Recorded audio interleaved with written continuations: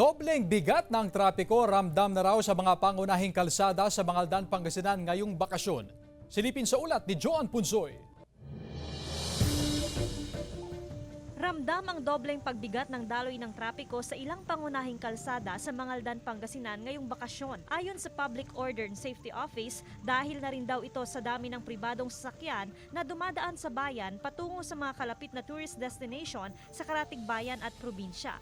Ang bayan naming Mangaldan na Ma'am Joan ay sentro ng daanan na kung saan nanggagaling pa ng Alaminos, galing ho sila ng 100 Island, and then sila po ay papunta ng Baguio City. Bukod pa ito sa mga ginagawang kalsada sa bayan at dagsari ng mga nagpapa-enroll sa mga paaralan. Apektado raw ang mga tsuper sa traffic na pinapalala pa ng mga kolorong na sasakyan at illegal parking. Dapat yung mga parkingan dyan ay hindi magdo-double parking, single parking lang.